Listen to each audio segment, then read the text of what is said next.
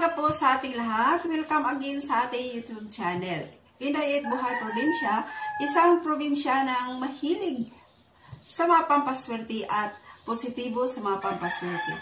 Kung gusto ninyo yung mga content na ganon, mga videos na ganon, paki-subscribe na rin sa ating YouTube channel at paki-hit na rin sa bell button para sa next nating video, ma-notify ko kayo.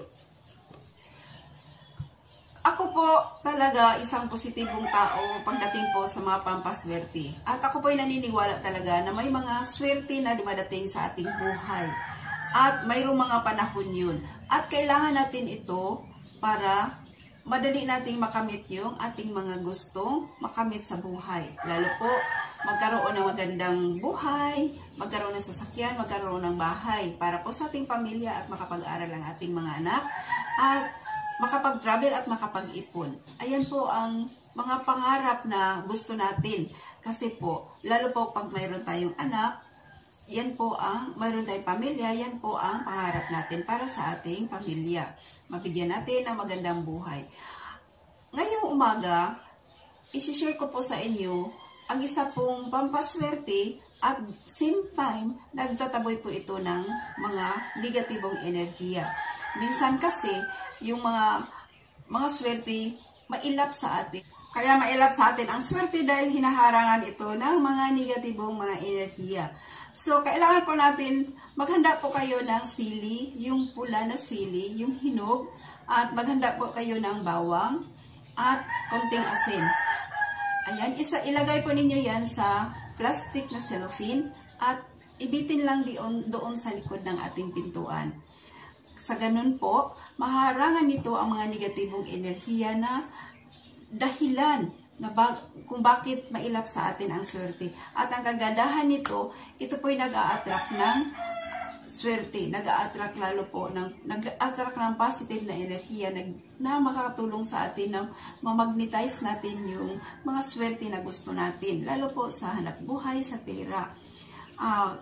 Yun po ang ilagay natin sa likod ng ating pintuan.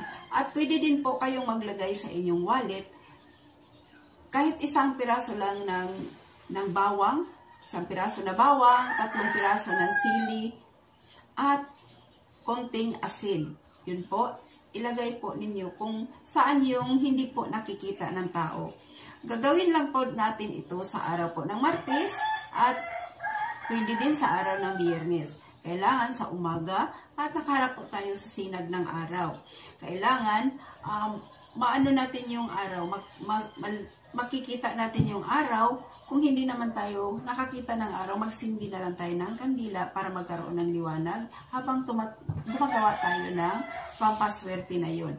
At pagkatapos po natin itong magawa, kumpleto na po yung ginawa ninyo. Mayroon ng 3 pirasong sili na hinog. Yung maanghang talaga guys, at may isang bawang na at may konting asin na. Mag-wish po kayo dito sa ginawa niyong pampaswerte at kailangan po positive po tayo. Kailangan wala tayong pag-alinlangan. Madalas na ang tao nagtagumpay at lahat ng taong nagtagumpay dahil po sila ay isang positibong tao. So tanggalin natin yung mga negatibo at pag-alinlangan sa ating sarili. Kailangan magtiwala tayo sa ating sarili. At samahan natin ito ng pampaswerte na ito. Tsak, nabubuhos sa inyo ang swerte.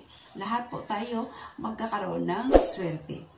So, swerte hatid sa inyong lahat at mag-ingat po kayo. Magandang umaga po. Bye-bye!